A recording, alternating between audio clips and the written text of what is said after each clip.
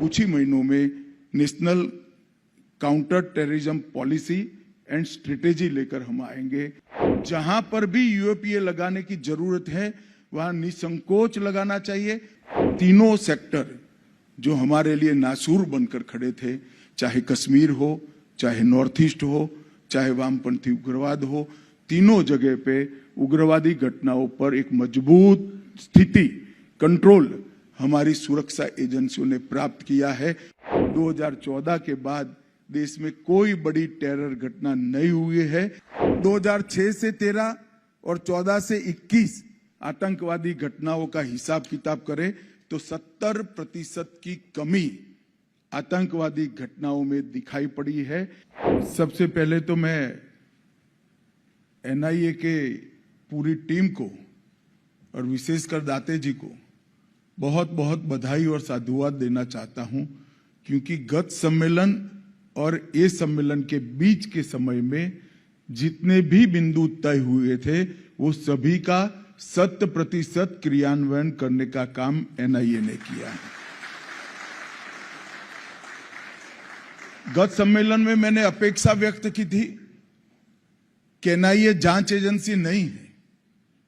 NIA के तत्वाधान में देश भर की आतंकवाद विरोधी गतिविधियों का संकलन होना चाहिए, संवर्धन होना चाहिए, कानूनों की समझ, अभियोजन को बहुत सटीक तरीके से कोर्ट के सामने अपना पक्ष रखना और जेल तक आतंकवाद निरोधी तंत्र को मजबूत करने का काम एनआईए का है। ये 1 वर्ष के कार्यकाल के अंदर बहुत अच्छा काम हुआ है और मैं फिर से एक बार एनआईए की पूरी टीम को बहुत बहुत बधाई और साधुवाद देता हूं। आज 11 पदक विजेताओं को भी यहां सम्मानित किया गया है। पहले जब मैं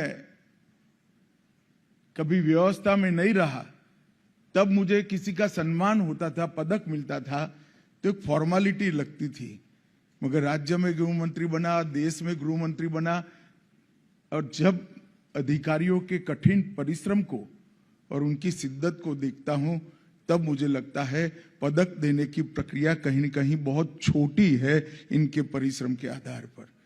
ये मैं 11 के 11 अधिकारियों को बहुत बहुत बधाई और साधुवाद देना चाहता हूं। आजादी के 75 साल समाप्त हो गए। देश की सुरक्षा को बनाकर रखने के लिए अब तक 36,468 पुलिस कर्मियों ने देश की आंतरिक सुरक्षा और सीमाओं की सुरक्षा को बनाए रखने के लिए अपना बलिदान दिया है।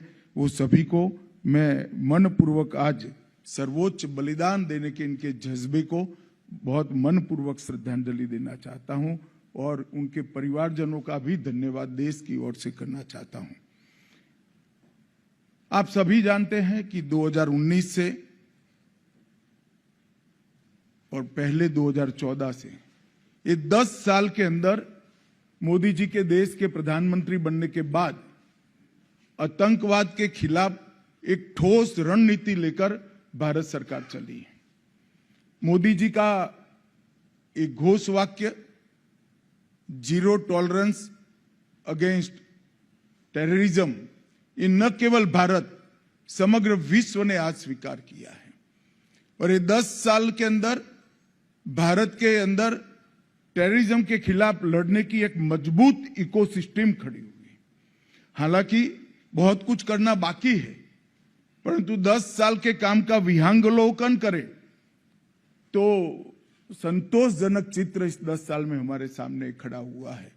इस पर मैं बाद में बात करूंगा, परंतु इस प्रकार की कॉन्फ्रेंस बहुत उपयोगी है, क्योंकि हम सभी जानते हैं कि हमारे देश के संविधान ने लॉ एंड ऑर्डर को एक प्रकार से राज्यों का अधिकार माना है, राज्यों का मुद्दा माना है। लॉ एंड ऑर्डर राज्यों का अधिकार हो, मुद्दा हो, वो बहुत उचित निर्णय है और इसकी सराहना जितनी कम की जाए इतनी कम है, क्योंकि इतने बड़े देश में कानून और व्यवस्था सेंटर नहीं संभाल सकता। परंतु जहां तक आतंकवाद से निपटने का सवाल है, राज्यों की अपनी सीमाएं हैं, राज्यों की भौगोलिक सीमाएं भी हैं, संवैधानिक सीमाएं भी है, और आतंकवाद और आतंकवादियों की कोई सीमा नहीं है। वो अंतर्राज्यीय भी षड्यंत्र करते हैं, अंतर्राष्ट्रीय भी षड्यंत्र करते हैं, और इसके खिलाफ अगर हमें सटीक तरीके से अपनी रणनीति बनानी है तो एनआईए का उपयोग कर इस प्रकार के सम्मेलनों से आतंकवाद को, नारकोटिक्स को, हवाला के काम को और कई प्रकार की अनेक गतिविधि जो देश की न केवल सीमा, अर्थतंत्र और कई प्रकार की सुरक्षाओं को खतरे में डालती है, इसके खिलाफ मजबूत लड़ने का तंत्र बनाना है। तो इसका एकमात्र रास्ता आज के जैसा सम्मेलन है। और ये 2 दिन के सम्मेलन में अभी प्रेजेंटेशन में दिखाया अनेक विषय लिए गए हैं। मैंने भी 1 महीने से इनकी तैयारी को बारीकी से देखा है और मुझे भरोसा है कि ये सम्मेलन सिर्फ चर्चा का प्लेटफॉर्म नहीं बनेगा। इस सम्मेलन से कुछ एक्शनेबल पॉइंट निकलेंगे जो हमारी देश की आतंकवाद के खिलाफ की लड़ाई को मजबूत करेंगे, ठोस आधार देंगे और परिणाम लक्ष्य भी बनाएंगे। इस सम्मेलन की उपयोगिता तभी ही है कि कॉन्फ्रेंस में निकले हुए एक्शनेबल पॉइंट को हम थाने तक ले जाएं, बीट तक ले जाएं और बीट से लेकर एनआईए के डीजी तक पूरे तंत्र को आतंकवाद के खिलाफ के खतरों से जागरूक करने का हम अगर काम करते हैं तभी ये सम्मेलन को सफल माना जाएगा। मित्रों, आप सभी जानते हैं और अब पूरा देश और दुनिया भी मान रही है, मोदी जी के आने के बाद आतंकवाद के खिलाफ ढेर सारा काम हुआ है। आतंकवाद के खिलाफ लड़ाई का मतलब ये नहीं है कि कुछ षड्यंत्र को पकड़कर उसका पर्दाफाश कर दिया जाए। आतंकवाद के खिलाफ लड़ाई का मतलब है आतंकवाद के खिलाफ लड़ने वाली एजेंसियों के हाथ कानूनी रूप से मजबूत किया जाए, एक ऐसी इकोसिस्टम बनाई जाए जिसके आधार पर आतंकवाद के खिलाफ की लड़ाई हमारी मजबूत हो। और मैं आज आप सभी को बताना चाहता हूं, क्योंकि पिसमिल होते जाता है, हम लोग इसको एक पेपर पर रखकर जब देखते हैं तभी मालूम पड़ता है कि कितना विराट काम ये 10 साल के हुआ है। 2 अगस्त 2019 को हमने एनआईए एक्ट में संशोधन किया, जिसमें नए अपराध भी जोड़े और एक्स्ट्रा टेरिटोरियल क्षेत्राधिकार भी दिया। एनआईए अब विदेश में भी जांच कर सकती है। यूएपीए में भी 14 अगस्त 2019 को संशोधन किया और संपत्ति जब्त करने का अधिकार दिया और व्यक्ति को और संगठन को आतंकवादी घोषित करने का अधिकार भी हमने यूएपीए के तहत दिया, जिसका बहुत संयमित परंतु सटीक उपयोग ये 5 साल में हमारे तंत्र ने किया है। हमने गृह मंत्रालय द्वारा डी रेडिकलाइजेशन के प्रयासों का समन्वय किया गया। विभिन्न मंत्रालयों ने भी अपनी रणनीति तैयार की और एक संस्थागत तंत्र स्थापना करने का काम भारत सरकार के गृह विभाग ने 5 साल के अंदर करा है।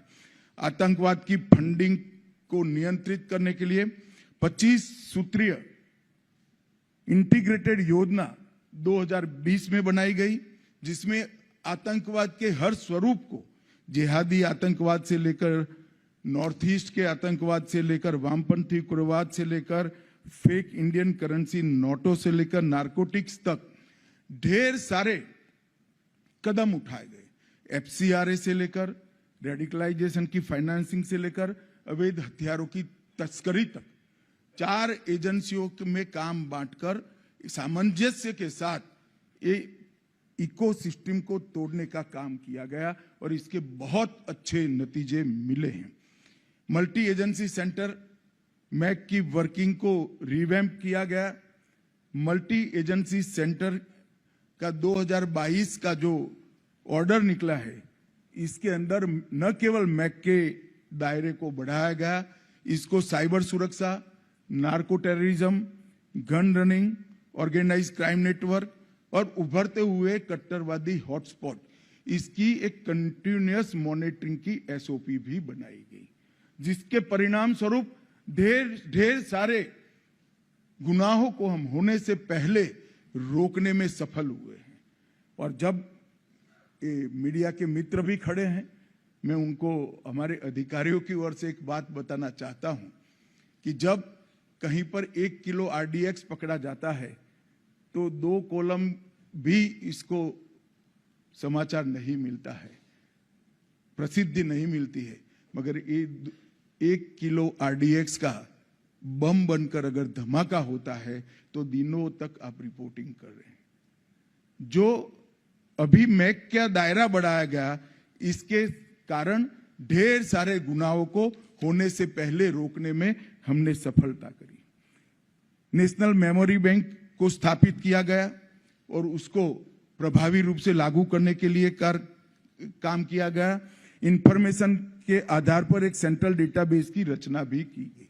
कई सारे डेटाबेस राष्ट्रीय स्तर पर बनाए गए हैं, मैं बाद में इसकी बात करता हूं, जिसके उपयोग से हम नीचे तक आतंकवाद को मूल से उखाड़ फेंकने के लिए हमारे प्रयासों को फायदा हो सकता है। एसपीजी एक्ट में भी सुधार किया, आर्म्स एक्ट में भी सुधार किया, वेपन मैन्युफैक्चरिंग सेक्टर में प्राइवेट सेक्टर को तो जरूर खोला, परंतु इसके सुरक्षा के सारे नियमों को चौक चौबंद किया गया। लगभग 15 से ज्यादा ऑर्गेनाइजेशन को टेररिस्ट ऑर्गेनाइजेशन, अनलॉफुल एसोसिएशन घोषित किया गया और अभी 7 नए ऑर्गेनाइजेशन को भी किया गया है। और ये सारी नीतियों की इफेक्टिव इम्पैक्ट मैं दावे से कह सकता हूं कि आज हमें दिखाई पड़ता है। 2014 के बाद देश में कोई बड़ी टेरर घटना नहीं हुई है।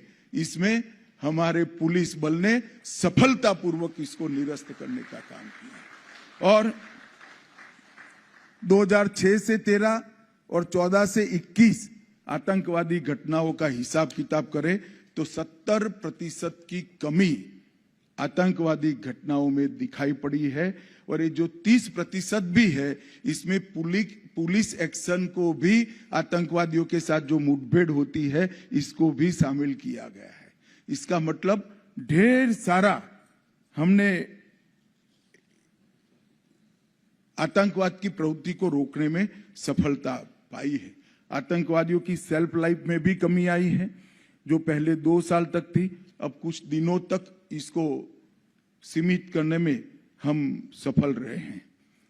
आज इस सम्मेलन में 21 राज्यों के पुलिस प्रमुख हैं और सभी राज्यों के आला अधिकारी शामिल हुए हैं। हमने ये 5 साल के अंदर ढेर सारे डेटाबेस को क्रियान्वयन किया है। नेटग्रिड एक केंद्रीकृत डेटा एक्सेस सॉल्यूशन है। नेटग्रिड का उपयोग करने के लिए एसपी तक एक कार्य संस्कृति का विकास होना चाहिए। जब तक नेटग्रिड के डेटा के उपयोग की कार्य संस्कृति विकसित नहीं होती है, नेटग्रिड का डेटा कोई काम नहीं है, वो एक इलेक्ट्रॉनिक कपबोर्ड है। मैं चाहूंगा कि ये इलेक्ट्रॉनिक कपबोर्ड में डेटा की जो ज्वेलरी है वो आपके थाने तक पहुंचे, आपके एसपी तक पहुंचे, इसलिए आप सबने काम करना पड़ेगा। एनआईए ने एनटीडीएफएसी का डेटा बनाया है, राष्ट्रीय आतंकवाद का डेटा और उसका विश्लेषण केंद्र बनाया है। अभी वो बनने की प्रक्रिया में है, परंतु इसको समृद्ध करने का काम आपको करना चाहिए। एंटी टेरर डेटाबेस भी बन चुका है। निदान के द्वारा नार्को अपराधियों का डेटा बन चुका है। नफीस के अंदर 3 करोड़ से ज्यादा फिंगरप्रिंट का डेटा जो उपलब्ध है, जो आपके पुलिस स्टेशन से एक्सेस इसको मिल सकता है। एनकोड नार्कोटिक्स के समन्वय मैकेनिज्म का हमने एक प्लेटफॉर्म बना दिया है और मानस एक हेल्पलाइन भी बनाई है नार्कोटिक्स के रोकथाम के लिए। ये सारे डेटाबेस उपयोग कर इस साइलों में पड़े डेटाबेस को एआई का उपयोग कर इसके एनालिसिस और उपयोग के लिए भी अब एनआईए इनिशिएटिव ले रही है। परंतु मेरा सभी राज्यों के पुलिस प्रमुखों को आग्रह है और विनंती भी है कि आपके सभी स्तंभ की ट्रेनिंग में ये डेटा के उपयोग को हिस्सा बनाइए। अमित गर्ग जी यहाँ बैठे हैं। हम राष्ट्रीय अकादमी में तो अब बनने वाले सभी एसपी को इसका ढंग से प्रशिक्षण देंगे, परंतु जब तक डीवाईएसपी, पीआई, पीएसआई इस सबको भी ये डेटाबेस के उपयोग का महत्व नहीं समझाएंगे, मैं नहीं मानता इसका उपयोग हो पाएगा। तो मैं चाहता हूं कि इसका उपयोग ज्यादा हो, और मैं एनआईए को भी कहना चाहूंगा कि क्वेरी बेस्ड एक्सेस के माध्यम से ये डेटा को नीचे पहुंचाने में आपने भी कोई तंत्र को समन्वयित करना चाहिए और तंत्र की रचना करनी चाहिए। रैंसमवेयर, मेलवेयर, ये सब से ये डेटा की सुरक्षा की जिम्मेदारी भी एनआईए ने ही लेनी पड़ेगी। नेशनल क्राइम रिकॉर्ड ब्यूरो ने ठीक प्रकार से व्यवस्था की है, परंतु एनआईए का दायित्व है कि जितने भी डेटा की चोरी के मामले दुनिया भर में आते हैं, इसका एनालिसिस कर टाइम टू टाइम अपनी सुरक्षा को अपग्रेड करना चाहिए। एनआईए एक्ट में हमने जो सुधार किया, इसमें ह्यूमन ट्रैफिकिंग, साइबर, आतंकवाद, विस्फोटक पदार्थ का अधिनियम और आर्म्स एक्ट को भी अब हमने डाल दिया है। और इस सब का नतीजा अगर हम देखें तो देश में तीनों सेक्टर जो हमारे लिए नासूर बनकर खड़े थे, चाहे कश्मीर हो, चाहे नॉर्थ ईस्ट हो, चाहे वामपंथी उग्रवाद हो, तीनों जगह पे उग्रवादी घटनाओं पर एक मजबूत स्थिति, कंट्रोल हमारी सुरक्षा एजेंसियों ने प्राप्त किया है। वो हम सब के लिए संतोष का विषय है, मगर इसको और आगे ले जाना है। आज एक विषय आपके सम्मेलन में, 2 दिन के सम्मेलन में है, इसमें यूएपीए के मामले में किस प्रकार से जांच हो और किस प्रकार से प्रोसिक्यूशन की कार्यवाही हो। मैं इसलिए उदाहरण देना चाहता हूं कि एनआईए भी यूएपीए का ही उपयोग करता है। एनआईए ने 632 मामले दर्ज किए और इसमें से 498 में लगभग 500 में आरोप पत्र दायर कर चुके हैं और 95% से ज्यादा दोष सिद्धि का दर है। अगर ये एनआईए कर सकता है तो स्टेट पुलिस क्यों नहीं कर सकती? जहां पर भी यूएपीए लगाने की जरूरत है वहां निसंकोच लगाना चाहिए, और जहां यूएपीए लगाए वहां आपकी सुपरवाइजरी अथॉरिटी की जिम्मेदारी है कि इसकी जांच एनआईए के तर्ज पर ही हो। इसलिए मेरा आग्रह था, और अभी अभी एक एसओपी, इसकी पूरी एक बहुत अच्छा बुकलेट मैंने डिटेल में देखा भी है, सदानंद जी मुझे 20-25 दिन पहले देकर गए थे। एक बहुत अच्छी एसओपी की बुकलेट यहां से जारी की है, तो मैं मानता हूं कि इसका उपयोग करना हर राज्य पुलिस ने अपनी कार्य संस्कृति में डालना चाहिए। मित्रों, टेक्निक का उपयोग जब तक हम हमारी पूरी फोर्स को तकनीक के उपयोग से ट्रेन नहीं करेंगे, इसके खिलाफ हम नहीं लड़ सकते। अब आतंकवाद का सामना जो हमें करना है वो समझकर चलिए। वो सीमाहीन और अदृश्य तरीके से आतंकवादी हमले और उनका षड्यंत्र हमारे खिलाफ खड़ा है। अगर इसका हमें सटीक सामना करना है तो उच्चतम टेक्नोलॉजी से हमारे युवा अफसरों को लैस करना पड़ेगा, उनकी ट्रेनिंग करनी पड़ेगी, और उसको भी हमने आने वाले दिनों में ट्रेनिंग का एक अहम हिस्सा बनाना चाहिए। कई सारे राज्यों ने बनाया है, मगर जिस स्तर की ट्रेनिंग चाहिए उस स्तर की ट्रेनिंग नहीं है। कम से कम डीवाईएसपी को तो 100% तकनीक से लैस कर ही फोर्स के अंदर इंक्लूड करना चाहिए। और मैं सभी राज्यों को ये कहना भी चाहता हूं, अगर आप इसमें मदद की जरूरत है तो हैदराबाद की एकेडमी भी आपको मदद कर सकती है। टेररिज्म, टेररिस्ट और टेररिज्म के इकोसिस्टम के लड़ने के लिए गृह मंत्रालय ने जो प्रोएक्टिव अप्रोच बनाया है, उसमें हम एक अगला कदम लेकर आ रहे हैं। कुछ ही महीनों में national counter terrorism policy and strategy लेकर हम आएंगे, जिसमें आप सबकी भूमिका अहम होगी। भारत सरकार का गृह मंत्रालय पॉलिसी एंड स्ट्रेटेजी का दस्तावेज बना सकता है, इसमें हमें अपनी भूमिका का निर्वहन भी कर सकता है, परंतु जैसा मैंने कहा कि पुलिस राज्य का सब्जेक्ट है, लड़ना तो राज्य की पुलिस ने ही पड़ेगा। सारी एजेंसी आपके सपोर्ट में रहेगी, सूचना देने से लेकर एक्शन लेने तक। परंतु जब तक एक ऐसा ग्रुप नहीं बनेगा राज्य के अंदर जो टेररिज्म के खिलाफ जीरो टॉलरेंस का मूड रखता हो, तब तक ये सफल नहीं हो सकता। कुछ ही दिनों में national counter terrorism policy and strategy लेकर आएंगे और टेररिज्म से जुड़े हुए कई मुद्दों के समाधान के लिए मैक प्लेटफॉर्म पर फोकस ग्रुप मीटिंग और स्टैंडिंग फोकस ग्रुप का भी हमने गठन कर दिया है, जो 365 डे 24 आवर इस विषय को लेकर फोकस तरीके से काम करते हैं। मैं आज 3 आपराधिक कानूनों पर भी आपको बात करना चाहता हूं, क्योंकि राज्य के बहुत सारे पुलिस प्रमुख यहां पर है और बाकी लोग ऑनलाइन जुड़े हुए हैं। ये 3 आपराधिक कानून जो हम नए लेकर आए हैं, वो हमारी आपराधिक न्यायिक प्रणालिका के अंदर आमूलचूर परिवर्तन के लिए, और हम हमारी आपराधिक न्यायिक प्रणाली का उद्देश्य में ही बदलाव करें।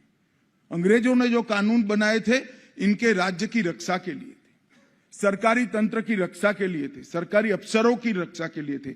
हम जो कानून लेकर आए हैं, वो कानून नागरिक के अधिकारों की रक्षा और संविधान दत्त अधिकार जो उसको मिला है, इसके क्रियान्वयन के लिए, इनकी संपत्ति की सुरक्षा, इसके सम्मान की सुरक्षा, ये हमारा दायित्व है। तो तीनों कानून के लिए सभी राज्य के पुलिस विभागों ने बहुत अच्छा काम किया है, मगर मेरा अभी भी आग्रह है कि लेटर एंड स्पिरिट में इसको लागू करने का काम को और स्पीडी किया जाए, जुडिशियरी के साथ भी समन्वय किया जाए, जेल को भी अपग्रेड करनी पड़ेगी। एफएसएल का जो हमने प्रावधान किया है, इसको सफल करना है तो मैन पावर के लिए आपने अपनी राज्य सरकारों से बात कर उचित मैन पावर की प्राप्ति करनी पड़ेगी, तभी जाकर अपराधियों को सजा दे पाएंगे, और जिस पर अपराध नहीं है वो लोगों को समय पर रिहा करेगा। मैं आज आप सभी को कहना चाहता हूं, गृह सचिव अभी कोऑर्डिनेट कर रहे हैं, इसके अंदर एक प्रावधान है कि एक निश्चित मात्रा में ट्रायल के तहत कोई जेल में रहता है तो उसको अपने आप बेल देने का एक प्रावधान है। 26 नवंबर हमारा संविधान दिवस है। मेरा आप सबसे विनती है, इसके पहले नए कानून के तहत जिसको बेल का अधिकार है, जिसको बाहर जाने का अधिकार है, वो सभी का हम एक अभियान चलाकर बेल करा दें। हमारे गृह सचिव जी आपके साथ इसको कोऑर्डिनेट कर रहे हैं। तो इसके अंदर तकनीक को बहुत प्राधान्य दिया गया है। मैं आपको विश्वास के साथ कह सकता हूं कि जेल, एफएसएल, कोर्ट, अभियोजन और पुलिस, ये पांचों जगह 100% तकनीकी क्रियान्वयन होने के बाद हमारे ये 3 आपराधिक कानून दुनिया के सबसे आधुनिक और तकनीक से लैस कानून होंगे, और एक लंबे समय तक इसके अंदर कोई बदलाव करने की जरूरत नहीं पड़ेगी। इस प्रकार से इसने बनाया है। और आतंकवाद का जहां तक सवाल है, आजादी के 76 साल के बाद पहली बार ये कानूनों के अंदर हमने आतंकवाद को परिभाषित किया है, आतंकवाद की व्याख्या की है। कई सारे केसों के अंदर कोर्ट के बहुत तीखे सवाल आते हैं कि टेररिज्म का मतलब क्या है, टेररिस्ट का मतलब क्या है। इसकी व्याख्या पहली बार करने का काम हमने इस कानूनों के अंदर किया है। और ट्रायल इन एब्सेंसिया, जो देश की सीमाओं के बाहर षड्यंत्र कर हमारे देश की सीमाओं के अंदर गुनाह करते हैं, इनके खिलाफ भी केस चलाने का अधिकार प्रोसिक्यूशन एजेंसी के साथ पास है। इसका भी उपयोग टेररिज्म के केस में विशेषकर और आर्थिक अपराधों के केस में जरूर करना चाहिए, ऐसा मेरा आग्रह है। फॉरेंसिक प्रयोगशालाओं के अवश्य के पास आएगी, चाहे भारत सरकार की आईबी के पास आएगी, सूचना वहीं से आनी है, और वहां एक विशेष दृष्टि हमने निर्मित करनी पड़ेगी। इसके लिए थानों के अधिकारियों को खुफिया जानकारी एकत्रित करना, लक्षित जांच करना और समुदायों के बीच में जो तनाव पैदा करने के मामले, उसको भी सजग दृष्टि से देखना, ये आसूचना संकलन के लिए भी राज्य के प्रमुखों ने एक एसओपी बनानी चाहिए अपने अपने राज्य के हिसाब से और आगे बढ़ना चाहिए। मेरा आप सभी से आग्रह है कि एनआईए अभी पकड़े गए हथियारों का जो डेटाबेस बना रहा है वो अपने अपने राज्यों से, विशेषकर वामपंथी उग्रवाद, कश्मीर और नॉर्थ ईस्ट के राज्यों से जरूर ये डेटाबेस को समृद्ध करिएगा, क्योंकि हथियार कहां से आया, किस मार्ग से गया और कैसे देश के विरोधियों के पास पड़ा, ये जब तक हम जांच नहीं करते छिद्र हम नहीं भर सकते हैं। इसलिए ये डेटा को समृद्ध करना आपकी जिम्मेदारी है और डेटा के माध्यम से आपके राज्य में जो छिद्र है, जो चैनल है हथियार पहुंचाने का, इसको भी पकड़ना ये भी आपका काम है। साइबर सुरक्षा के लिए बहुत सारी बातें कई प्लेटफॉर्म पर हुई है, मगर I4C का बहुत फायदा उठाना चाहिए और 1930 पोर्टल जो है उसको आपके यहाँ व्यवस्था को चौक चौबंद भी करना चाहिए और वो नंबर को हमने पॉपुलर करने का भी काम करना चाहिए।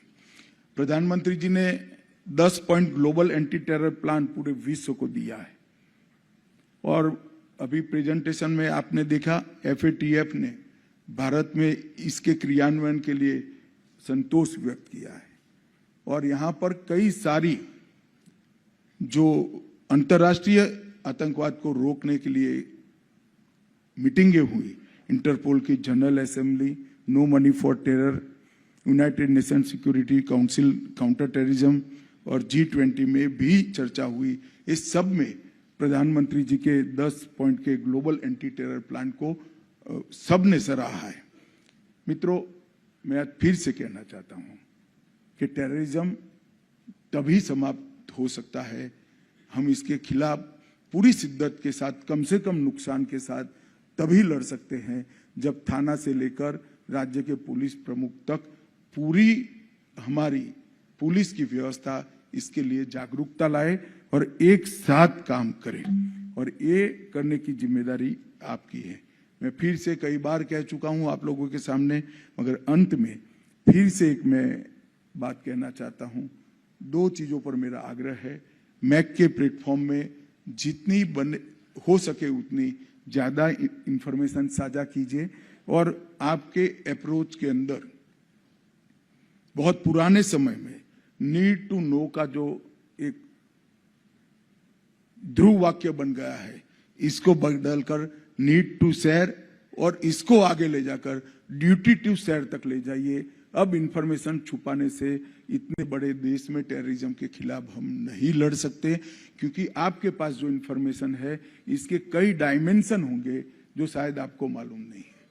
अगर आप मैक के प्लेटफॉर्म पर एनआईए को साझा करेंगे तो ये सभी डायमेंशन को अप्रिशिएट कर वो इंफॉर्मेशन पर कार्यवाही करने के लिए अंततोगतो आपके पास ही सूचना आएगी। परंतु मेरा आप सभी से विनंती है कि एक साझा लड़ाई को हम अपनी लड़ाई समझे। कोई राज्य टेररिज्म से बच नहीं सकता जब तक हम ये लड़ाई को साझा लड़ाई समझकर न चले। मुझे पूरा विश्वास है मोदी जी के नेतृत्व में भारत सरकार का गृह मंत्रालय एक मजबूत संकल्प के साथ इस देश में टेररिज्म के खिलाफ लड़ने का इकोसिस्टम भी बनाएगा, परिणाम भी लाएंगे और सफल भी होंगे। मैं फिर से एक बार नेशनल काउंटर टेररिज्म पॉलिसी जो हमारी आएगी, इसका ध्यान से अध्ययन कर क्रियान्वयन आप सबको करना है। अगले साल जब मिले इसके पहले इसका संपूर्ण क्रियान्वयन का रिपोर्ट यहाँ एनआईए हमें दे, ऐसा मेरा आप सभी से आग्रह है, विनंती भी है। और आप सब ने अब तक जो ये 10 साल के अंदर एक बड़ी लड़ाई लड़ी है, इसलिए आप सभी का अभिनंदन, साधुवाद और आने वाले दिनों के लिए ढेर सारी शुभकामनाएं। वंदे मातरम।